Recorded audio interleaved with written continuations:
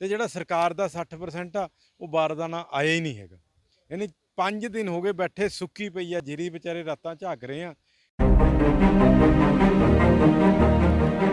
ਅਸਲ 'ਚ ਤੁਹਾਨੂੰ ਪਤਾ ਹੀ ਆ ਵੀ ਜਦੋਂ ਬਾਰਦਾਨਾ ਖਰੀਦਣ ਦਾ ਟਾਈਮ ਤਾਂ ਉਸ ਟਾਈਮ ਉਹ ਦਿੱਲੀ 'ਚ ਨਵਜੋਤ ਸਿੱਧੂ ਵਗੈਰਾ ਕਮੇਡੀ ਸ਼ੋਅ ਕਰ ਰਹੇ ਤੇ ਕਦੇ ਸੀਐਮ ਬਦਲ ਰਹੇ ਤੇ ਕਦੇ ਕੁਝ ਕਰ ਰਹੇ ਤੇ ਹੁਣ ਜੀਰੀ ਸਿਰ ਤੇ ਆ ਗਈ ਆ ਤੇ ਬਾਰਦਾਨਾ ਪਹੁੰਚ। ਤੁਸੀਂ ਦੇਖੋ ਜਿਹੜਾ ਇਹਨਾਂ ਨੇ 10 ਤਰੀਕ ਤੱਕ ਪਰਚੇਜ ਪੋਸਟਪੋਨ ਕਰਵਾਈ ਸੀਗੀ, ਉਹਦੇ ਖਿਲਾਫ ਅਸੀਂ ਐਫਸੀਆਰ ਦਫ਼ਤਰ ਗਏ ਤੇ ਉਸ ਦਿਨ ਵੀ ਫੀਡਬੈਕ ਇਹੀ ਸੀ ਵੀ ਪੰਜਾਬ ਸਰਕਾਰ ਤੋਂ ਹੀ ਪ੍ਰਬੰਧ ਨਹੀਂ ਹੋਏ। ਗੁਲਾਮ ਹੋ ਗਏ। ਲਾਲੜੂ 'ਚ ਦੁਸਹਿਰਾ ਹੁੰਦਾ ਤਾਂ ਕਹਿੰਦੇ ਵੀ ਦੁਸਹਿਰੇ ਦੀ ਪਰਮਿਸ਼ਨ ਨਹੀਂ ਦੇਣੀ ਕਿਉਂਕਿ ਉੱਥੇ ਦਵਿੰਦਰ ਢਿੱਲੋਂ ਨੂੰ ਚੀਫ ਗੈਸਟ ਨਹੀਂ ਬੁਲਾਇਆ ਹੈਗਾ। ਜਿੰਨੀ ਹੋਣਾ ਸਾਡੇ ਧਾਰਮਿਕ ਮਸਲਿਆਂ 'ਚ ਡਾਇਰੈਕਟ ਦਖਲਅੰਦਾਜ਼ੀ ਇਹ ਘਟੀਆ ਇਨਸਾਨ ਜਿਹੜਾ ਦਵਿੰਦਰ ਢਿੱਲੋਂ ਉਹ ਕਰਦਾ ਹੈ। ਤਾਂ ਵੈਸੇ ਸਾਰ ਲੂੰਗੇ ਇਹਦੀ ਜਿੱਥੇ ਤੱਕ ਹੋ ਸਕੇ ਜੀ। ਅਸੀਂ ਖੇਤਾਂ 'ਚ ਵੀ ਭੁੱਖੇ ਤੇ ਆਏ ਰਹਿੰਦੇ ਆ, ਇੱਥੇ ਵੀ ਰਹਿ ਜਾਊਂਗੇ ਭੁੱਖੇ ਤੇ, ਪਰ ਸਾਨੂੰ ਮਿਲ ਲਈ ਤਾਂ ਸਾਡਾ ਜਿਹੜਾ ਅਨਾਜ ਚੱਕਿਆ ਜਾਵੇ ਇੱਥੋਂ ਜੀ। ਅੱਛਾ, ਕਿਉਂਕਿ ਡੀਐਮ ਮਾਰਕਫੈਡ ਨੇ ਤਾਂ ਫਾਰਵਰਡ ਕਰੇ ਹੋਏ ਨੇ। ਅੱਛਾ ਜੀ। ਫੂਡ ਸਪਲਾਈ ਨੇ ਫਾਰਵਰਡ ਕਰਕੇ ਆਪਣੇ ਡਾਇਰੈਕਟਰ ਕੋਲ ਭੇਜਣੇ, ਉਹਦੇ ਤੇ ਕਰਨਾ ਹੋਵੇ ਤਾਂ ਇੱਕ ਦਿਨ ਦਾ ਕੰਮ। ਅੱਛਾ, ਪਿਛਲੇ 5 ਦਿਨ ਤੋਂ ਨਹੀਂ ਹੋਈ ਲਿਫਟਿੰਗ ਕਹਿ ਰਹੇ ਇੱਥੇ ਨਾ। ਹੈ ਜੀ 5 ਦਿਨ ਤੋਂ ਨਹੀਂ ਕਹਿੰਦੇ ਲਿਫਟਿੰਗ ਹੋਈ ਇੱਥੇ ਨਾ। ਸਰ ਹੋਈ ਹੋਈ ਨਹੀਂ, 5 ਦਿਨ ਤੋਂ ਵੀ ਹੋਈ ਹੋਈ ਨਹੀਂ।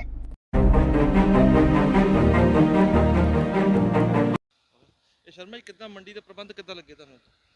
ਦੇਖੋ ਮੈਂ ਸਵੇਰੇ ਜ਼ਿਮੀਂਦਾਰਾਂ ਦਾ ਮੈਨੂੰ ਫੋਨ ਆਇਆ ਸੀਗਾ ਤੇ ਮੈਂ ਮੰਡੀ 'ਚ ਆਇਆ, ਇੱਥੇ ਨਾਗਲਾ ਜਿਹੜੀ 200 ਫੁੱਟ ਚੌੜੇ ਤੇ ਰੋਡ ਤੇ ਮੰਡੀ ਆ। ਆਹ ਤੁਸੀਂ ਦੇਖੋ ਵੀ ਸੁੱਕੀ ਪਈ ਆ ਜੀਰੀ, 4 ਦਿਨ ਹੋ ਗਏ, 5 ਦਿਨ ਹੋ ਗਏ ਪਈ ਨੂੰ। ਬਾਰਦਾਨਾ ਜਿਹੜਾ ਨਾ ਜੀ 40% ਕਹਿੰਦੇ ਆੜਤੀ ਨੇ ਦੇਣਾ, 60% ਮਾਰਕਫੈਡ ਨੇ ਦੇਣਾ ਸੀਗਾ। ਆੜਤੀ ਨੇ ਆਪਣਾ 40% ਕੰਜ਼ਿਊਮ ਕਰਕੇ ਆ ਬੋਰੀਆਂ ਲਾ ਦੀਆਂ ਤੇ ਜਿਹੜਾ ਸਰਕਾਰ ਦਾ 60% ਆ ਉਹ ਬਾਰਦਾਨਾ ਆਇਆ ਹੀ ਨਹੀਂ ਹੈਗਾ। ਯਾਨੀ 5 ਦਿਨ ਹੋ ਗਏ ਬੈਠੇ ਸੁੱਕੀ ਪਈ ਆ ਜੀਰੀ, ਵਿਚਾਰੇ ਰਾਤਾਂ ਝਾਕ ਰਹੇ ਆ।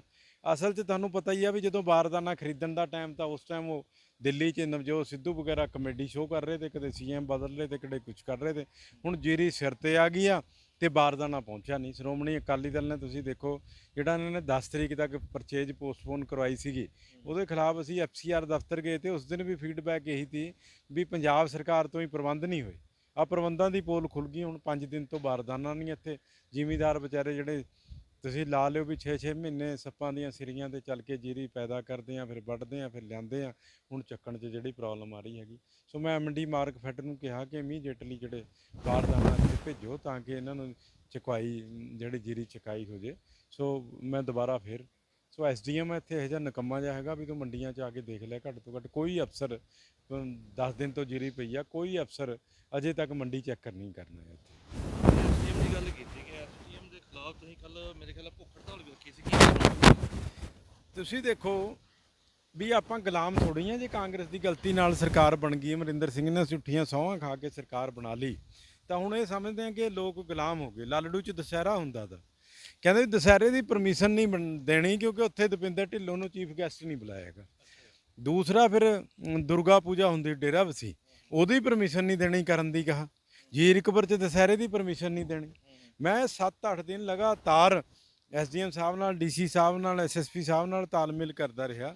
ਚਲੋ ਪੁਲਿਸ ਨੇ ਸਾਨੂੰ, ਐਸਐਸਪੀ ਸਾਹਿਬ ਨੂੰ ਮੈਂ ਬੇਨਤੀ ਕਰੀ, ਉਹਨਾਂ ਨੇ ਕੋਆਪਰੇਟ ਕਰਿਆ, ਪਰ ਐਸਡੀਐਮ ਤਾਂ ਇਹ ਸੋਚ ਲਿਓ ਵੀ ਤੁਸੀਂ ਵੀ ਢਿੱਲੋਂ ਦਾ ਇੱਕ ਪ੍ਰਾਈਵੇਟ ਕਰਮਚਾਰੀ ਬਣ ਕੇ ਕੰਮ ਕਰ ਰਿਹਾ ਹੈਗਾ। ਜੋ ਉਹ ਕਹਿ ਦਿੰਦਾ, ਹੁਣ ਉਹ ਕਹਿੰਦਾ ਵੀ ਇੱਥੇ ਦੁਸਹਿਰਾ ਨਹੀਂ ਮਨਾਉਣ ਦੇਣਾ, ਜਿਸ ਤਰ੍ਹਾਂ ਔਰੰਗਜ਼ੇਬ ਦਾ ਰਾਜ ਹੋਏ ਨਾ ਵੀ ਇੱਥੇ ਜੀ ਕੋਈ ਧਾਰਮਿਕ ਆਯੋਜਨ ਨਹੀਂ ਹੋਣਾ। ਸਾਡੇ ਧਾਰਮਿਕ ਮਸਲਿਆਂ 'ਚ ਡਾਇਰੈਕਟ ਦਖਲਅੰਦਾਜ਼ੀ ਇਹ ਘਟੀਆ ਇਨਸਾਨ ਜਿਹੜਾ ਦਵਿੰਦਰ ਢਿੱਲੋਂ ਉਹ ਕਰਦਾ ਹੈਗਾ। ਤੁਸੀਂ ਦੇਖੋ ਵੀ ਪਿਛਲੇ ਦਿਨ ਜੇ ਪ੍ਰਭਾਤ ਰਾਮਲੀਲਾ ਹੋਈ, ਉੱਥੇ ਇੱਕ ਨੌਜਵਾਨ ਰਾਖਸ਼ ਦਾ ਰੋਲ ਕਰ ਰਿਹਾ ਸੀਗਾ। ਚਲੋ ਹੱਥ 'ਚ ਬੋਤਲ ਫੜ ਕੇ ਹੀ ਕਰਦੇ ਆ, ਨਹੀਂ ਰਾਖਸ਼ ਨੂੰ ਫਿਲਮਾਉਣਾ ਹੁੰਦਾ ਹੈਗਾ, ਉਹਨੂੰ ਚੱਕ ਕੇ ਅੰਦਰ ਕਰ ਦਿਆ ਸਿਰਫ ਇਸ ਕਰਕੇ ਕਿ ਉਹ ਰਾਮਲੀਲਾ 'ਚ ਮੈਨੂੰ ਬੁਲਾ ਲਿਆ ਸੀਗਾ।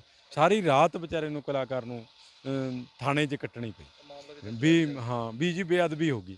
ਤੇ ਆਪਣਾ ਲੜਕਾ ਗਣੇਸ਼ ਪੂਜਾ ਜੁੱਤੀਆਂ ਪਾ ਕੇ ਕਰ ਰਿਹਾ, ਉਹ ਧਰਮ ਦੀ ਬੇਅਦਬੀ ਨਹੀਂ ਹੈ, ਉਹਦੇ ਤੇ ਪਰਚਾ ਨਹੀਂ ਹੋਣਾ ਚਾਹੀਦਾ। ਤਾਂ ਆ ਬਹਾਦਰਗੜ੍ਹ 'ਚ ਗਰੀਬ ਆਦਮੀ ਮੂਰਤੀਆਂ ਲੈ ਕੇ ਆ ਗਏ, ਉਹਨਾਂ ਦੀ ਮੂਰਤੀਆਂ ਤੜਵਾ ਦੀਆਂ ਨੇ ਢਿੱਲੋਂ ਨੇ ਜੀ, ਤੇ ਉਹ ਰੌਲਾ ਪਾਉਂਦੇ ਰਹੇ, ਕੋਈ ਪਰਚਾ ਦਰਜ ਨਹੀਂ, ਕੋਈ ਬੇਅਦਬੀ ਨਹੀਂ ਹੋਈ।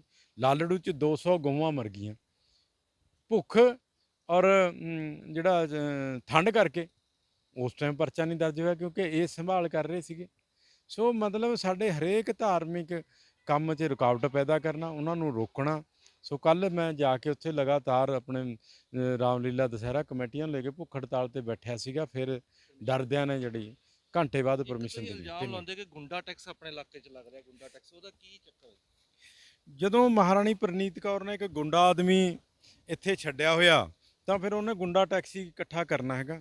ਤੁਸੀਂ ਦੇਖੋ ਵੀ ਰੇਤਾ ਬਜਰੀ ਤੇ ਗੁੰਡਾ ਟੈਕਸ, ਹਰੇਕ ਜਗ੍ਹਾ ਜਾਨਵਰਾਂ ਤੇ ਗੁੰਡਾ ਟੈਕਸ, ਥਾਣਿਆਂ 'ਚ ਵੀ ਮੈਂ ਤਾਂ ਗੁੰਡਾ ਟੈਕਸ ਹੀ ਕਹੂੰਗਾ, ਤਹਿਸੀਲਾਂ 'ਚ ਵੀ ਗੁੰਡਾ ਟੈਕਸ ਕਹੂੰਗਾ। ਹੁਣ ਤਹਿਸੀਲਾਂ 'ਚ ਇੱਕ ਡੇਢ ਲੱਖ ਰੁਪਈਆ ਇੱਕ ਰਜਿਸਟਰੀ ਦਾ ਲੈਂਦੇ ਆ।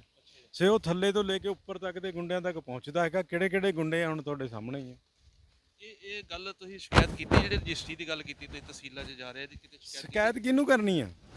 ਉਹ ਕਹਿੰਦੇ ਵੀ ਸੀਐਮ ਤੱਕ ਜਾ ਰਹੇ ਆ ਪੈਸੇ। ਪਹਿਲਾਂ ਮੇਰੇ ਖਿਆਲ 50,000 ਦੀ ਰਜਿਸਟਰੀ ਦੀ ਫੀਸ, ਹੁਣ ਇਹਨਾਂ ਨੇ 1.5 ਲੱਖ ਕਰਦੀ। ਕਾ ਥੋੜਾ ਜਿਹਾ ਵਜਨ ਵੱਧ ਗਿਆ ਹੁਣ ਉੱਪਰ। ਰਜਿਸਟਰੀਆਂ ਜਿਹੜੀਆਂ ਪਾਬੰਦੀ ਲੱਗੀ ਹਾਈ ਕੋਰਟ ਦੀ, ਉਹ ਹੋ ਰਹੀਆਂ ਰਜਿਸਟਰੀਆਂ? ਹਾਂ ਜੀ, ਤੁਸੀਂ 1.5 ਲੱਖ ਰੁਪਇਆ ਦਿਓ, ਜਿਹੜੇ ਮਰਜ਼ੀ ਕਰਵਾ ਲਿਓ। ਜੇ ਪੈਸੇ ਨਹੀਂ ਦੇਣੇ ਫਿਰ ਪੋਸੀਬਲ ਨਹੀਂ ਹੈਗੀ। ਅੱਛਾ ਜੀ। ਤੇ ਇੱਕ ਹੁਣ ਜਿਹੜੀ ਤੁਸੀਂ ਭੁੱਖ ਹੜਤਾਲ ਰੱਖੀ, ਹੁਣ ਪਰਮਿਸ਼ਨ ਮਿਲ ਗਈ ਹੈ ਤੁਹਾਨੂੰ ਜੀ ਸਾਰੀ? ਤਿੰਨੇ ਪਰਮਿਸ਼ਨਾਂ 1 ਘੰਟੇ ਦੇ ਅੰਦਰ ਦੇ ਦੀਆਂ। ਮੈਂ ਕਿਹਾ ਇੱਥੇ ਹੀ ਬੈਠੂੰਗਾ ਮਰਨ ਵਰਤਾ ਵੀ ਜਦ ਤੱਕ ਪਰਮਿਸ਼ਨਾਂ ਨਿੰਦੀ ਉੱਠ ਕੇ ਨਹੀਂ ਜਾਂਦਾ। ਫਿਰ ਫਟਾਫਟ ਕੱਢ ਕੇ ਲਿਆਣ ਕੇ ਉੱਥੇ ਫੜਾਤੀਆਂ।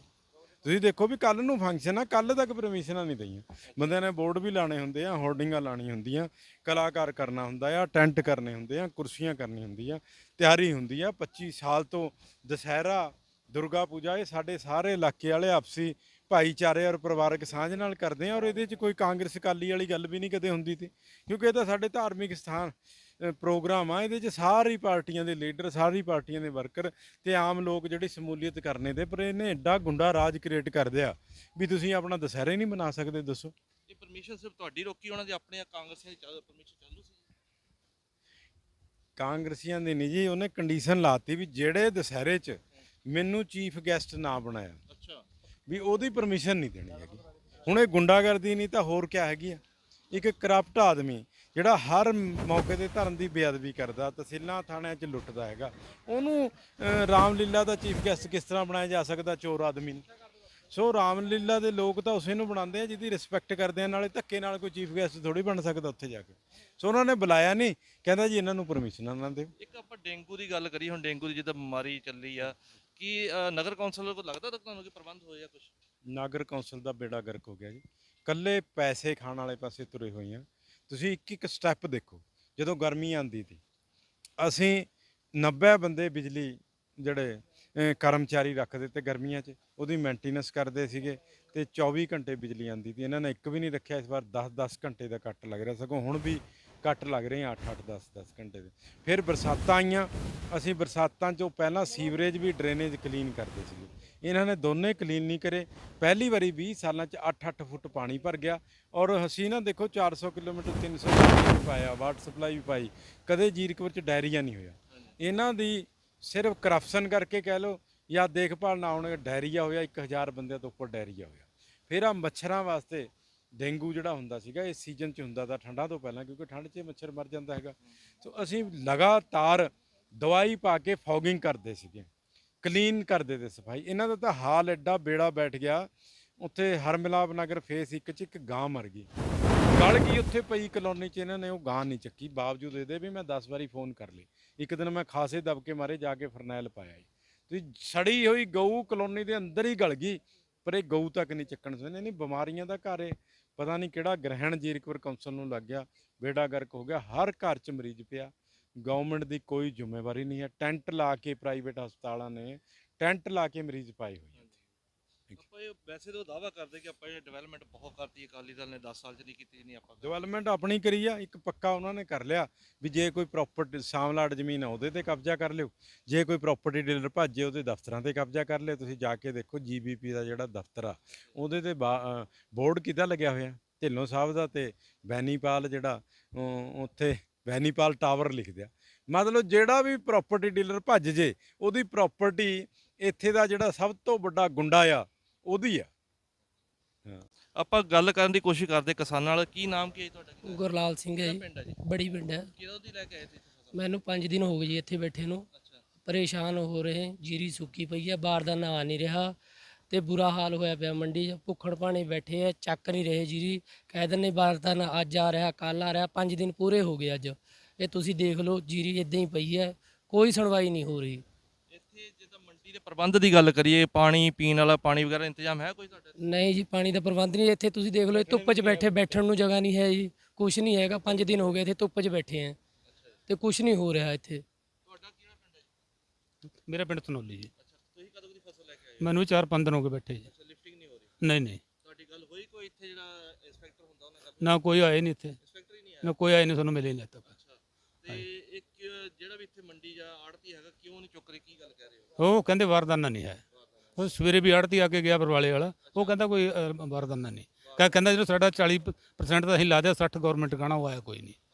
ਹਾਂ ਜੀ। ਤੁਹਾਡਾ ਕਿਹੜਾ ਪਿੰਡ ਹੈ ਜੀ? ਮੈਂ ਦਦਾਰ ਸਿੰਘ, ਪਿੰਡ ਬੜੀ ਤੋਂ ਜੀ। ਅੱਛਾ, ਕਦੋਂ ਦੀ ਲੈ ਕੇ ਆਏ ਫਸਲ ਤੁਸੀਂ? ਮੈਨੂੰ ਅੱਜ ਚੌਥਾ ਦਿਨ ਹੈ ਜੀ ਇੱਥੋਂ ਜੀ। ਅੱਛਾ ਜੀ, ਹਾਂਜੀ। ਲਿਫਟਿੰਗ ਨਹੀਂ ਹੋ ਰਹੀ ਤੁਹਾਡੀ? ਲਿਫਟਿੰਗ ਦੀ ਸਾਰੇ ਕਾਸੇ ਦੀ ਪ੍ਰੋਬਲਮ ਹੈ ਜੀ। ਅੱਛਾ, ਮੇਨ ਆੜਤੀ ਸਾਹਿਬ ਦੱਸਦੇ ਸੀ, ਕਹਿੰਦੇ ਵੀ ਬਾਰਦਾਨੇ ਦੀ ਪ੍ਰੋਬਲਮ, ਬਾਰਦਾਨੇ ਦੀ ਕਾਰਨ ਹੈ। ਬਾਰਦਾਨੇ ਤੇ ਲਿਫਟਿੰਗ ਦਾ ਵੀ ਰੱਖਣ ਨੂੰ ਵੀ ਕਿਤੇ ਥਾਂ ਨਹੀਂ ਹੈਗੀ ਜੀ।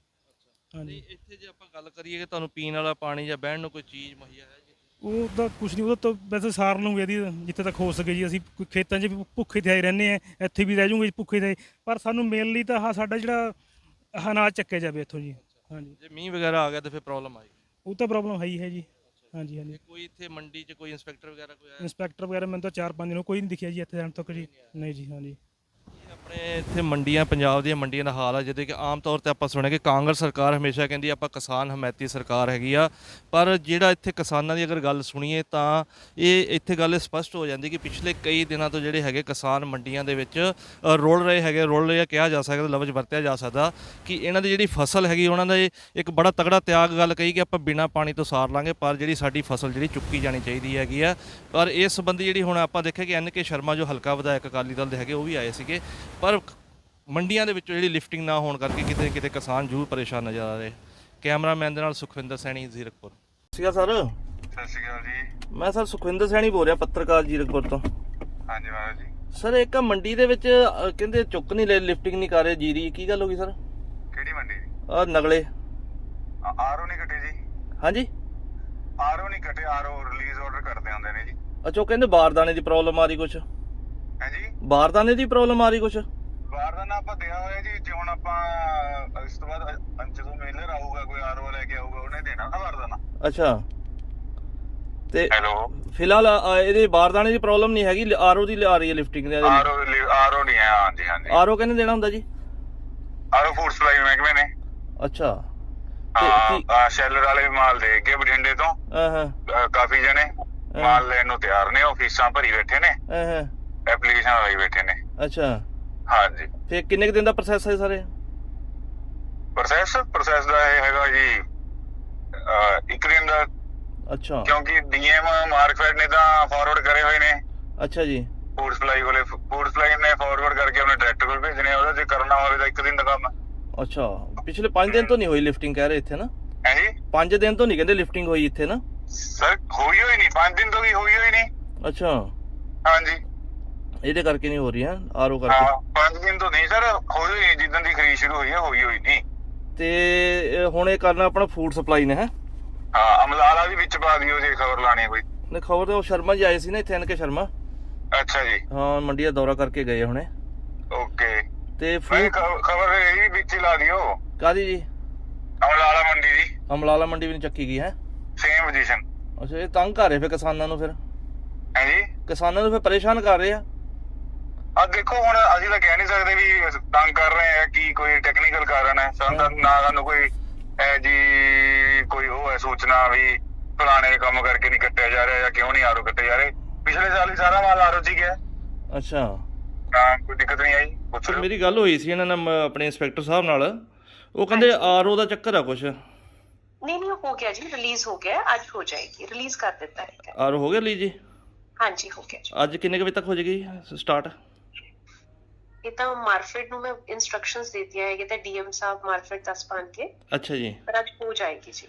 डीएम मार्फेड ਦੇ ਕੋਲ ਹੈ ਨਾ ਜੀ, ਉਹ ਨਿਗਲਾ ਮੰਡੀ। ਹਾਂਜੀ ਹਾਂਜੀ ਹਾਂਜੀ जी जी। ਆਪਣਾ ਕੀ ਸ਼ੁਭ ਨਾਮ ਕੀ ਹੈ ਜੀ ਪੂਰਾ? मेरा जी शिफाली चोपड़ा। ਸ਼ੁਭਨ ਜੀ। Thank you madam, thank you.